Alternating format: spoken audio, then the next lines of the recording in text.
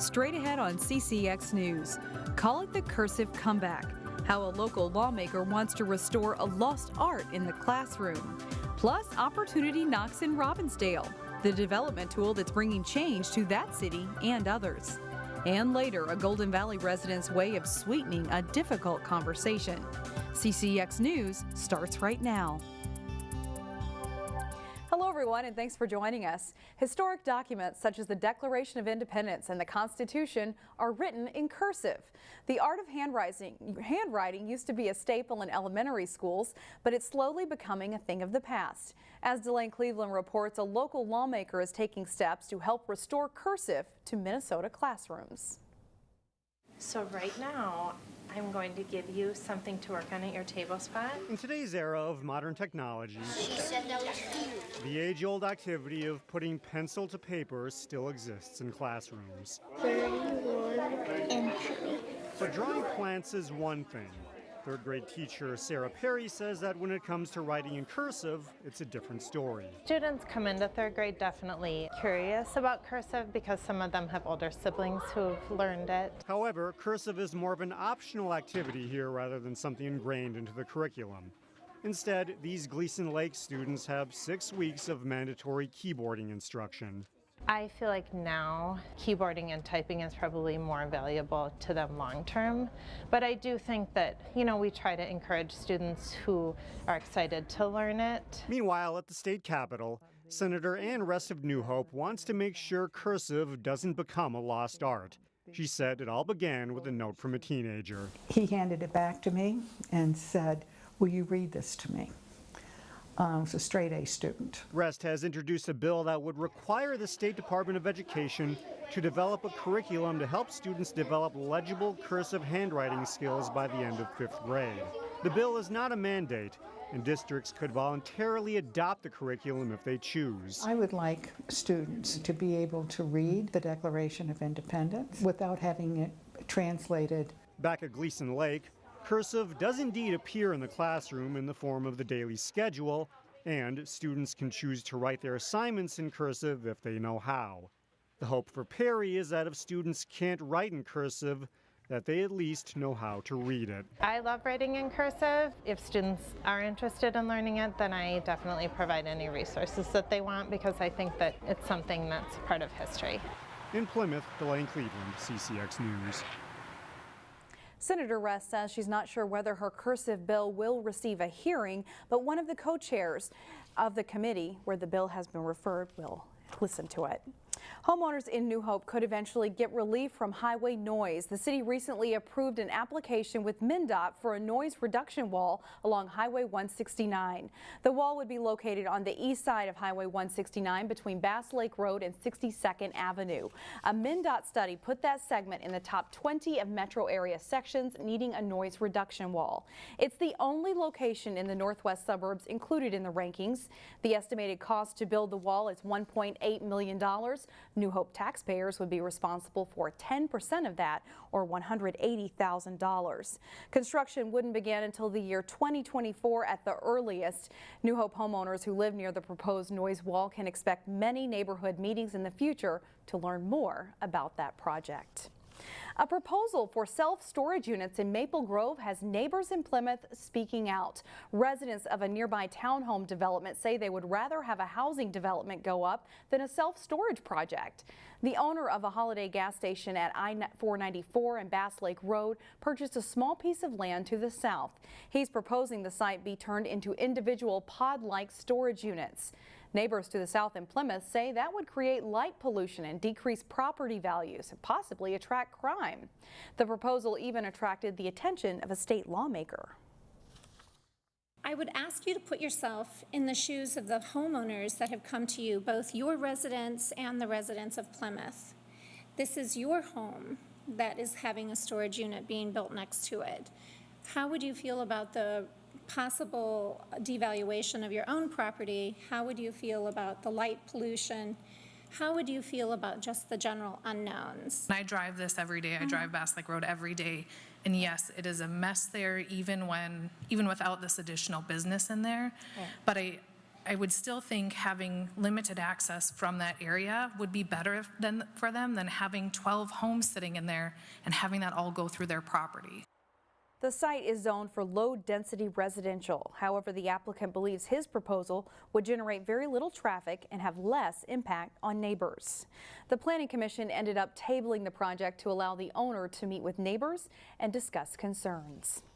Some are calling it the largest economic tool in U.S. history. The 2017 tax law encourages investment in low-income urban and rural areas that are called opportunity zones. Hennepin County has at least 25 of them, and one of them is in Robbinsdale. Reporter Sonia Goen shows us how it's already impacting development in Robbinsdale. Downtown Robbinsdale is already bustling with a lot of businesses, but there soon could be more companies trying to set up shop. I've had a number of developers who have already been interested, now they're even more interested in Robbinsdale.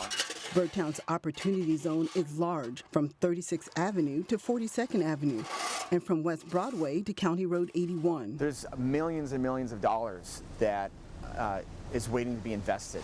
Opportunity funds allow investors to pool their resources in projects located in so-called opportunity zones. Those monies then can be used to invest in housing, commercial projects, even rehab historic buildings. There's also big incentives for people to put money in the pot. For one thing, they get temporary tax deferral for capital gains. If the sale of that generates a federal taxable gain, instead of paying that in the year of the sale, you can defer that to 2026. Now, investors and developers are already getting in on the action. The Birdtown Flats is the first property in Robbinsdale to take advantage of the Opportunity Zone benefits. This one kind of happened by chance because the Opportunity Zones came out right in the middle of this time. The developer had already had the land under contract and was already planned to build these apartments, and this incentive just made it better for them. The goal of the program is to encourage long-term investing in cities like Robbinsdale, and there's a deal for that too. If you sell your interest in the fund after 10 years, then there is no capital gains tax. Birdtown leaders say that's a win-win for everyone. We can kind of help drive the kind of development that takes place and just kind of have a part in the game. It's going to be exciting. In Robbinsdale, Sonia Goins, CCX News. 2015 census data was used to determine opportunity zones. There are others in our area, including Crystal, Brooklyn Center, and Brooklyn Park. What's next for the Osseo Water Tower now that the 1915 water tower is officially on the list of National Register of Historic Places?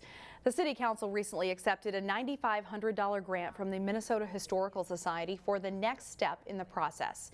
This money will hire a historic architect to determine the tower's current condition, what repairs need to be made to preserve it, and then how much those will cost. The Osseo Preservation Fund also contributed $500 toward that project. It's become an annual tradition. Every February, dentists throughout the state volunteer to give free dental work to children in need. It's called Give Kids a Smile, and it's targeted at families that can't afford to take their kids to the dentist.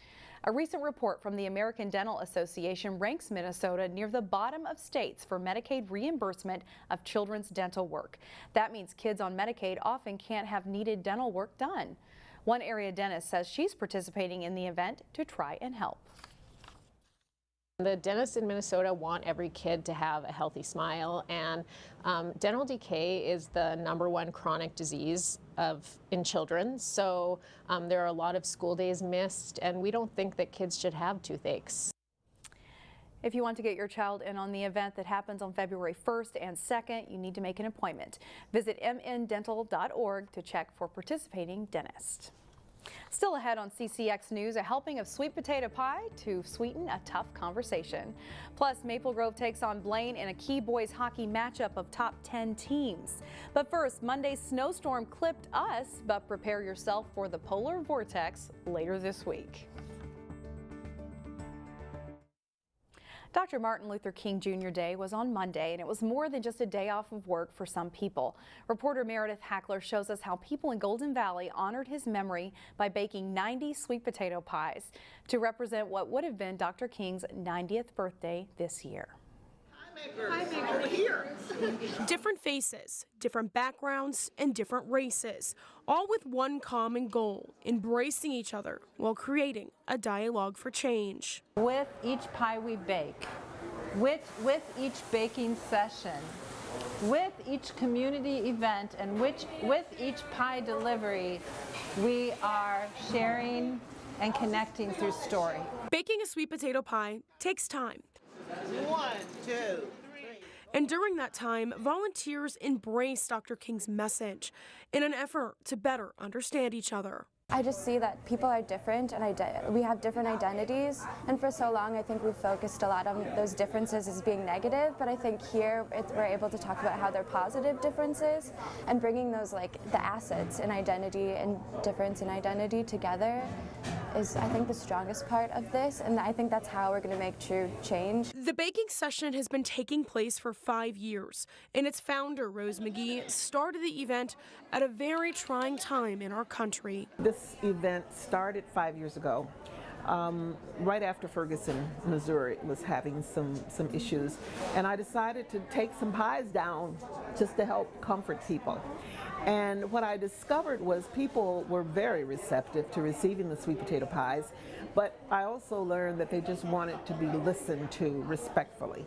So coming back, I thought, we need to do this at home. And respect for others' differences, along with a compassionate ear, is something organizers hope those who help out with the event take away. Well, we hope they take away a better understanding of how to be empathetic and how to listen to each other respectfully, and how to really understand that everybody's story is important, is valuable. Pies providing comfort and building a stronger community as the ingredients to creating change. We're all connected.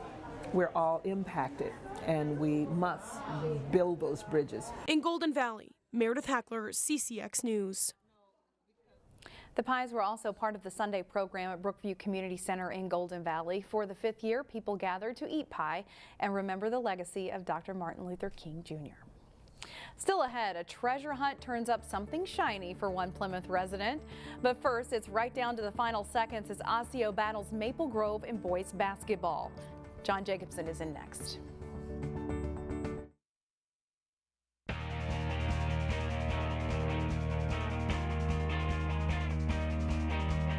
Maple Grove and Blaine are chasing Andover in the Northwest Suburban Conference North Division boys hockey standings. The Crimson and Bengals also figure to be the top 2 contenders in Section 5AA. Maple Grove at home to take on Blaine Saturday. Henry Nelson to Kyle Kukkonen up the wing, sets up Justin Janicki for the tap-in, and Maple Grove leads 1-0. They'd add another goal 13 seconds later. Final minute of the first period, Bryce Brodzinski pops in a rebound for Blaine. They're within 2-1 after one. After they tie it up, the Bengals go ahead on a power play. Brodzinski with a well-placed shot under Jack Winicke's arm to make it 3-2 Bengals. And they aren't finished. Maple Grove turns the puck over, and Carson Ritchell sends it to Brodzinski for the breakaway goal here. Blaine goes on to win 5-3 over Maple Grove. In girls hockey, Maple Grove's having another outstanding season, while Osseo-Park Center is much improved this year. It was Youth Hockey Day at the Maple Grove Community Center Saturday afternoon as the Crimson hosted the Stars. Good scoring chance for Maple Grove here, but OPC goalie Sophie Almquist with a nice stop on Manon McMahon. Late in the first period, though, McMahon will get free here and a nice rush with the puck. She will go in and score her 12th goal of the season. It's 1-0 Crimson after one. Second period, Maple Grove on the power play. Chloe Corbin, Tristana Taylor, and she shoots and scores. And Maple Grove has a 2-0 lead on OPC. Later in the second period, Lauren Stensley to Sam Stelgis, who makes a nice move to get to the net. Her backhand try is stopped, but Stensley is there to knock the rebound home. And it's 3-0 Crimson after two. Corbin closes the scoring late in the game on a rush going in to beat Almquist for Maple Grove's 4th goal of the game. Maple Grove wins at 4-0, and they will play at Hill Murray on Thursday. Now to basketball, where rivals Osseo and Maple Grove are matched up Friday in a girls-boys varsity doubleheader. Highlights from the boys' game with a big crowd on hand in Maple Grove. Jared Rainey runs the break and delivers a great pass. Caden Betcher finishes for the Crimson. Cornell Richardson on the move for Osseo, slips past a defender and scores two. Eli Barlow drives hard, scores, plus a foul for the Orioles here. Kyle Dreyer kicks it out to Rainey. He'll hit a three-pointer late in the first half, and it's 26-all at the break. Early second half, Richardson, nice steal, and he'll go all the way for the basket. He nets a game-high 18 points. Nate Adams with a catch-and-shoot three-pointer with a defender in his face for a 43-42 Crimson lead. Osseo's Terrence Waits, nice fake. He drives for the hoop, giving the Orioles a 1-point lead. Osseo is up 50-49 with 12 seconds to play. A wild sequence here as Maple Grove tries to get off a final shot, but the Crimson can't get a good look, and Osseo holds on for the win. The Maple Grove girls beat Osseo 69-33. Well, that wasn't the only down-to-the-wire game in the area that night. Cooper girls basketball team saved its best for last. They played host to Bloomington Jefferson in Metro West Conference play. And a good start for the Hawks. Quick passing leads to the three for Gray Tribble as they hit shots early in this contest. Jayla Relaford heats up, pops into three from the corner, make it 9 for Cooper. They later stretch that lead to 15-4. But Jefferson then heats up. Samantha Sonnenberg to Logan Mahoney for three from the corner. Cooper goes ice cold, and Jefferson goes on a 12-0 run to take a 16-15 lead into halftime in a low-scoring game. The Jaguars will seize control early in the second half. Sonnenberg, nice baseline drive. Jefferson lead grows to double figures.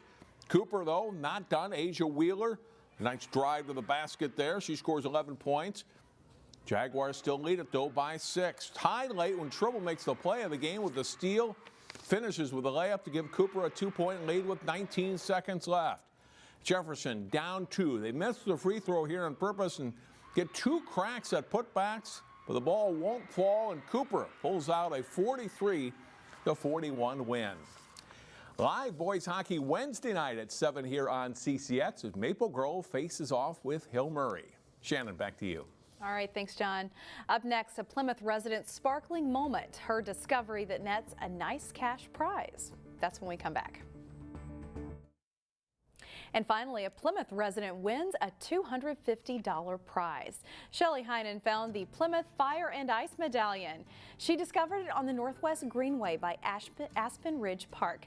Shelley needed only 2 clues to find it. The second clue was probably the most helpful. It read, "Where 2 directions come together, the prize stays safe in snow or stormy weather." Green marks the way to our hiding spot. Before you get there, take a break with your tots. So congratulations, Shelley.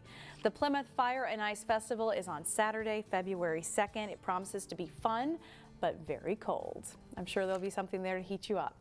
That's all the news we have for now. Thanks for joining us. We'll see you right back here again tomorrow, starting at 4 o'clock.